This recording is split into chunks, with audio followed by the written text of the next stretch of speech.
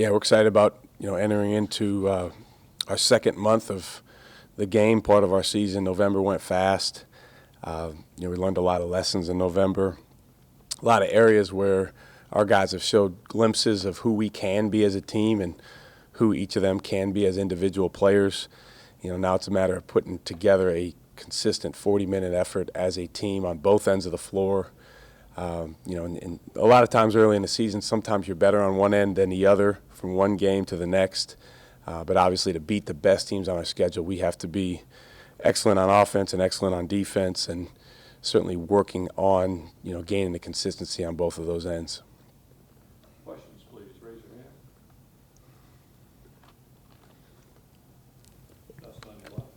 When you have a game like McNeese, which is a grind, and your guys show that response late, but they probably, didn't want it to be that close. Do you choose with this group to take the positives out of that, especially when you're kind of reviewing the tape, or do you kind of hammer home, hey, we've got to be way, way better in these areas?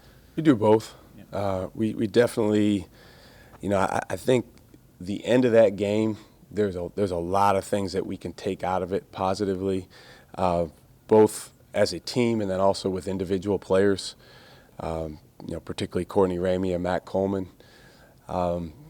But at the same time, there's a lot of areas that we can point to throughout the game that we can and need to do better, and that we can certainly attack improving every day. So we had a long film session yesterday with the guys, and they were really good and receptive in it, and just broke down on the offensive end. Hey, here are a variety of areas that we need to keep working on. On the defensive end, that was probably our worst defensive game of the year. The second most points we've given up.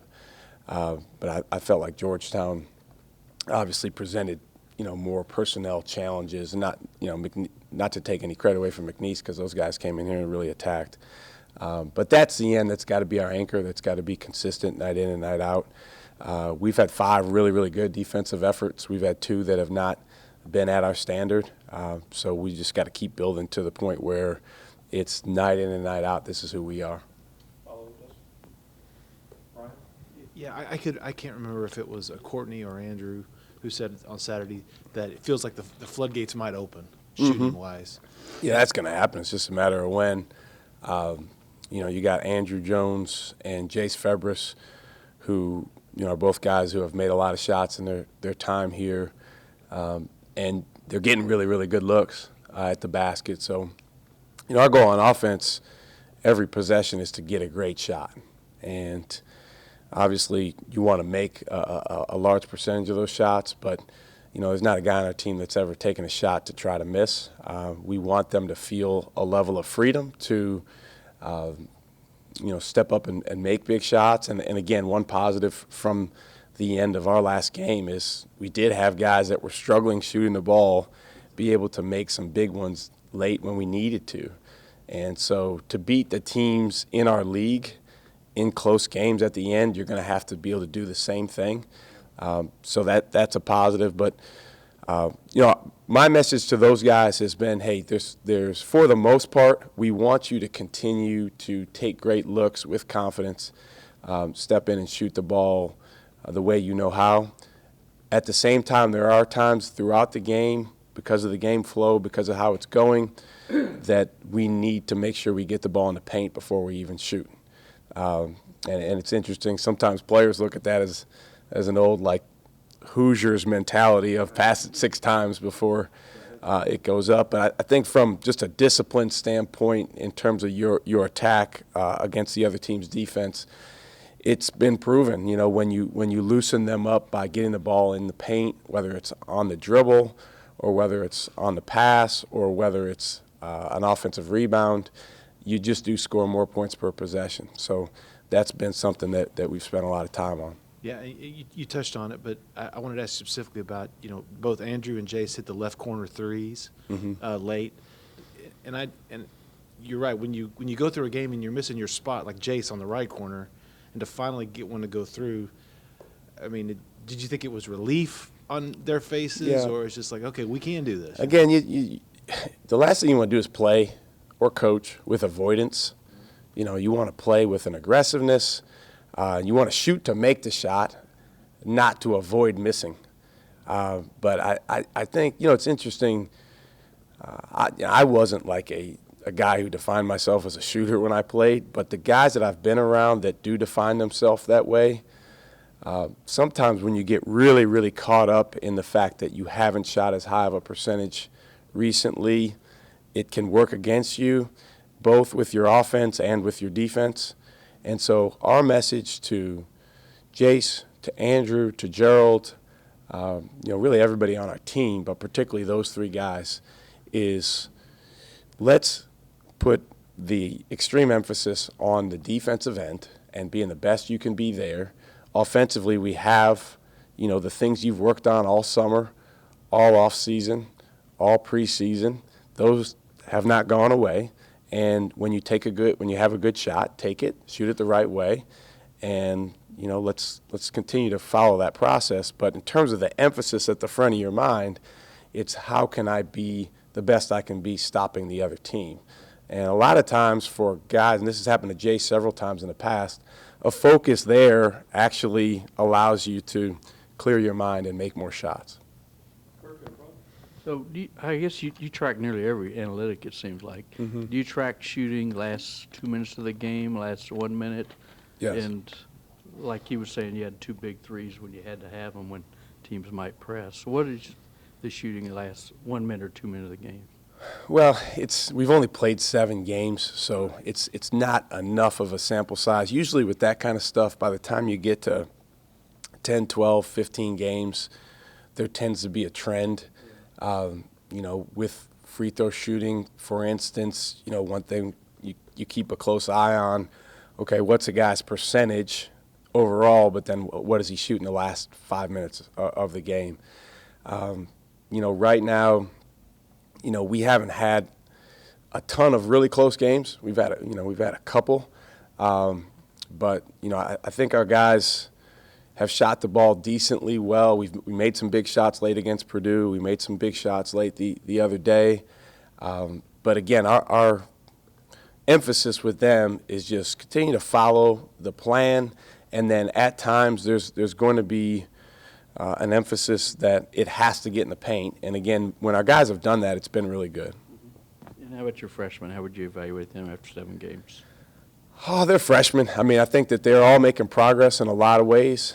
I'm excited about them. I think they all have bright futures. I think one of the things that's a dangerous tendency with young guys is the comparison game. How about this guy compared to that guy that you had in the past? These guys are all different. And the biggest thing for them right now is continuing to make the adjustment to the speed of this level, the higher expectations of this level, the physicality of this level, and the way that you have to be ready. It sounds simple, but guys coming out of high school typically are chronically not ready to make the next play. And so Donovan Williams, Kai Jones, Will Baker, those guys are learning that. I think they've all had moments where they've shown what they can do at a high level in practice. Obviously Donovan has had some games where he's played more and done some good things. Kai is starting to play better and better. I think Will has it in him. But it starts in practice for all those guys being consistent and playing well enough to go earn more minutes. You mentioned early on this season, coming off a game where the bench, the late rotation guys didn't get many minutes. You basically had like scrimmage the next practice with those guys. Is that something y'all have continued to do? Is there even more emphasis on making sure you're doing whatever you can to develop those guys because they haven't got as many minutes? Well, the development piece is so incredibly important. I think, again, at this level, it's really easy to get caught up in, like where's a guy at right now, and, is he going to be like one and done, or is he going to be in the NBA after this year? But the reality is the majority of these guys are going to be in college for a while, and they have an opportunity if they work and if we do a good job developing them to get significantly better from 1 month to the next and obviously over the course of a whole season. So, yes, we continue to do, a lot of extra work with those guys. And they know that, we want to balance, obviously, time the demands of academics right now, their bodies, but we want to push them forward as much as we possibly can. How has this group handled all of that? You know, you're now into the season where you've got some results, you've got kind of a rotation established. You know, sometimes guys can, you know, they can say they're going to handle that well, and then you get into the season. But it seems like this group has handled that pretty well. Well, I'll tell you what, the next, today, tomorrow, the next few weeks are going to go a long way towards demonstrating how well our guys individually handle that dynamic of what I would call reality. You know, let's face it, when you start the season, everybody has their dream scenario of how the season's going to go for them individually. And, you know, certainly team results factor into that, but there's, you know, I'm going to start, I'm going to play this many minutes, I'm going to score this many points.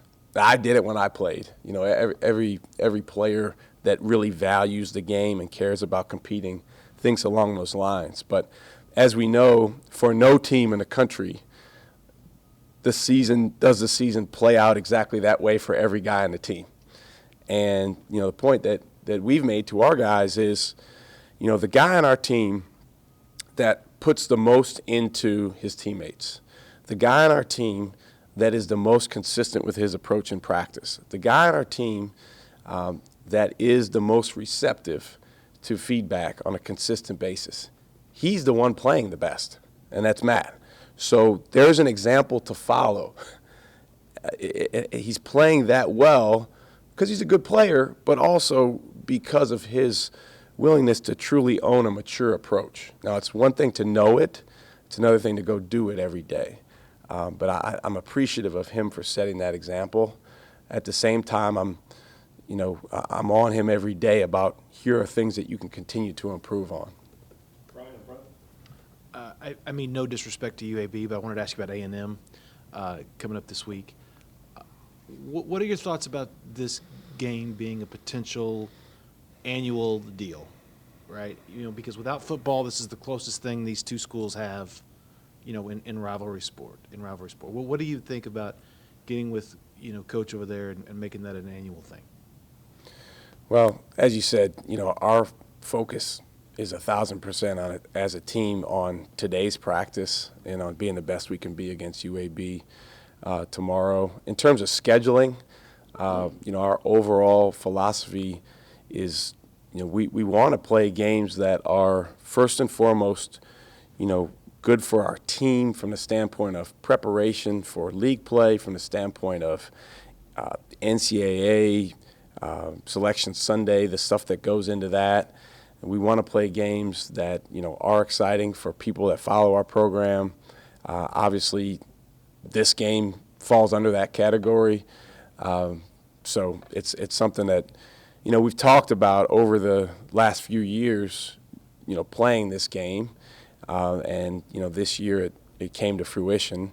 But it's certainly something I'm definitely open to doing again in the future. Right. And the Bahamas game, that was just a matchup by the tournament, right? The tournament Yes. set that? Yep. Did that feel anything like it will feel Sunday, you know, here? Well, that game, you know, that was a game where I think it was more the players, those guys all really know each other really, really well. You know, in that case, there was, you know, they had a really big-time recruiting class of guys that were freshmen. We had some guys that had been recruited by them. They had some guys that had been recruited by Texas. So I think in that case it was more about, you know, I don't really have the sense of, you know, from the outside people's thoughts on it. But, you know, I was at a high school game the other day on Saturday after our game, and there was, I don't know, 6, 8, 10,000 people in the building. And, like, that's good for basketball in this state. Like, that's an exciting thing. I think, you know, any time that the bigger schools in the state can play each other in a game and that game receives attention, that's good for basketball in this state. And it's something that we love being a part of. Well, you didn't try to play Stephen F. Austin, did you? Okay. We did not. What do you think of their upset over Duke? Well, I just think it's another example of why "should" is such a dangerous word, and why every game is winnable, to use Brian's term, for every team. And you know, it's interesting. You mentioned analytics. You know, now you can look at what's the probability of this and that, and then halfway through the game, what's the probability. But at the end of the day, like, it comes down to who scores more points than the other team, who makes a big play at the end. I think one of the lessons from games like that is, and I showed this to our guys, there was a quote from one of their players, Stephen F. Austin's players. I think it was the guy who led them in scoring in that game, and he said, "This game means the world to us," or something along those lines, means the world to us. And it just really struck me like, hey, and again, this isn't a commentary on that game because I wasn't there. I saw some highlights, but anytime, just in general, if the game means more to one team than it means to another team, whether that's Texas against whoever, or whether it's whoever it may be, that's a real problem if you're that team that it doesn't mean as much to. And these guys play a lot of games in AAU. They play basketball has become so specialized, so they're playing all year round. But this is different, man, in college. I saw one coach get asked about load management in college, and it's like you don't get a ton of games if you really think about it. And I would love to go back and play one game. But I think when these guys are in the rapid fire succession of especially with school still in session, and they're getting towards exams, and it's like, there's a little bit of mental fatigue, but it's like, man, we get to play tomorrow. Yeah. We got a good UAB team coming in here that is really, really physical and aggressive and guards their tails off, and we get to play them. And so if you can't be fired up about that and passionate about that, then you're just doing the wrong thing. So that's, a message that our guys get hit with a lot. Yeah, the whole play down to the competition, I would think it's something the Power 5 schools, Duke, Kentucky, both lost. Well, it's, and I've certainly been on the other end of this as a coach. There is certainly a passion and a motivation that you feel when you are playing against a brand or a big name or a player that was regarded more highly than you in high school, or a player in Jackson Hayes' case last year that all of a sudden is projected to be a lottery pick. People played harder against him last year in the second half of the year than they did in the first half of the year. So there's certainly motivational factors, but to me, we should always be driven to grow and to succeed and be a little bit better than we were the day before. And that should take care of motivation regardless of what the schedule says or what time of the year it is. That's what the best teams all have in common. But I think, to your point, Kirk, what we're seeing in college basketball is it's not just a given for kids to think that way, even if their coach, who's, we were talking about some of the best coaches of all time, are telling them exactly what's coming. That's where leadership is so big. And that's where when, you have a player-driven dynamic where you have 1, 2, 3 guys that grab the team, sometimes by the neck, and say, this is who we are going to be, and this is what we're doing tonight. That's who's really special. And I would say 99% of teams right now are figuring out who that is and how they do that. And by the time we get to February and March, it'll be very, very apparent. Yeah, Coach, kind of going off of what you said about the Stephen F. Austin player who said the win over Duke meant the world to that team. Do you get the feeling that a lot of these smaller schools that are coming into play Texas, like Cal Baptist and Prairie View and UAB and McNeese, do you get the feeling that this game against Texas is what really means the world to them? Absolutely. Yeah, I mean, it's the same dynamic, and it's our job to make sure that what's important now is this game in this moment, this possession in this moment, meaning the world to us. You know, there's a gift of desperation that you feel, and this is one of the cool things about sports, when you are in a close late game situation. And the gift is, no matter what happened before, and no matter what's coming in the next week or later on in the schedule, it's like, man, let's do anything we can to win this game. And so, again, as we go here in the season, the best teams are the ones that are able to really sense and understand that gift all the time. And it goes against human nature, but that's what the best teams and players and performers do. So going off of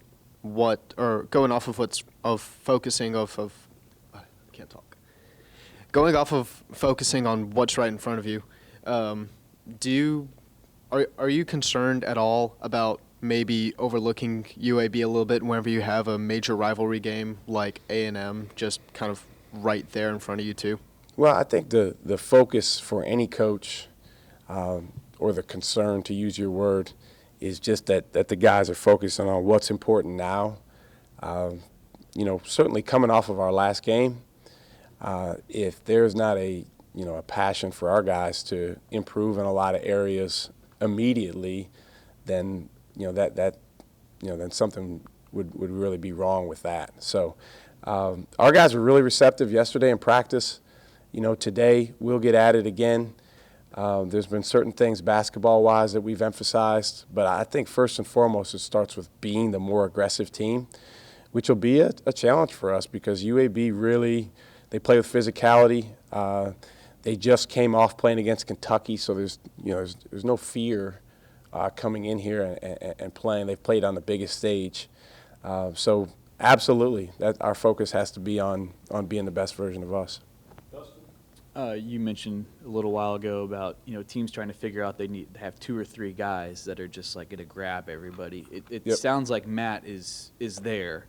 Are you confident that when you do get to January, you are going to have those 2 or 3 guys that are just going to say, hey, this is what we have to do? That's what we're working on every day, man. Am I confident? I think there's multiple guys on our team that can be that. In order to be that, you have to get over yourself first. You have to get outside of, whatever it is that's going on in your individual game or your individual mind. We certainly have some guys that are very, very capable of it. But to this point, we have some strides that we need to continue to make in that area. And, again, I think I talked about this a couple weeks ago. It's been a huge emphasis from the spring on of, hey, guys, where are the habits that we need to build? And, what do you guys feel like is the next step for us to take? Our guys are really good at pinpointing those things. They can say it just as well as I can say it. Now it's, again, as we kind of settle into the season with, the newness of it kind of wearing off and you're into the reality of this is college basketball season. And, we do need guys to step forward, starting with our oldest guys.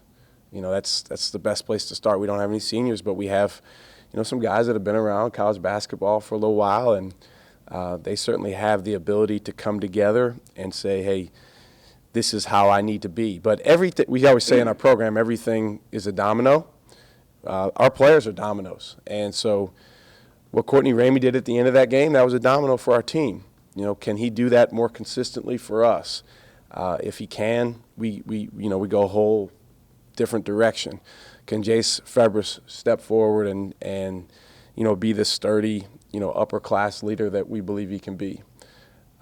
G hasn't played a ton of minutes, so he's still learning on the fly, but he's a guy that has the utmost respect from his teammates. They really respect him because he's real, he's authentic. So he's a guy I think that can really be a leader as well. But he's trying to figure out how to play right now. And, that can be tricky to do both at once. That's why I think when you start on the defensive end, and it's first and foremost about winning that individual battle with the guy you're guarding, that's a great way to start. speaking of guys figuring it out, it seems like Kai is exactly tracking Jackson's path last year, where he needed the first month to figure things out. But he clearly shows flashes. Yep. I mean, do you feel like he is on a similar guide path? I wouldn't compare. Just learn, not comparing. Learning. No, I'm just saying in terms of learning, there's no one that is comparable to Jackson Hayes. Jarrett Allen would be the closest, but Jarrett was further along to begin with. Jackson Hayes was he's a comet. I mean, they just don't come along that often. But I think Kai has a ton of upside. He's got a great work ethic. I think as good or better of a work ethic of any freshman that we've had since I've been here. And he really, really wants to be good. So he's learning what goes into that. We've already, since the season started, adjusted a little bit, kind of how we're utilizing him on the floor to take advantage of his strengths right now. There's a list of things, Brian, that he's going to do really, really well in basketball that he doesn't yet do really, really well. So we're working on those things, practice, outside of practice. But right now, when the game starts, we got to get him focusing mostly on the list of things that he can do really well right now. And he's done a good job of that of late. And the key, as I told him yesterday, first and foremost, again, is for him to make sure he's playing harder than the guy he's playing against, playing with more aggressiveness than the guy he's playing against. That's a great start, and it'll put him in position to finish with dunks. It'll put him in position to get the rebounds we need him to get. And I think he's taken some good steps. Follow on, Brian? Go ahead. Anthony, hold on, we're coming to you. Last one, Anthony, thank you. Coach, I know you'll be busy with the game tomorrow, but how neat and exciting will it be for the fans and for the school to start the groundbreaking of the Moody Center and all of tomorrow's festivities, and what's that mean for you in the program? Well, I think it's just such an unbelievable game changer for Texas basketball, both men's and women's. The first thing that comes to mind is the student athletes and just how it's going to fundamentally change their experience.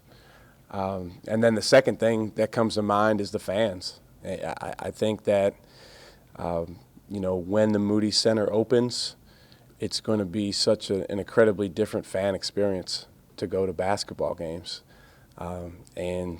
We wish that was tomorrow, but,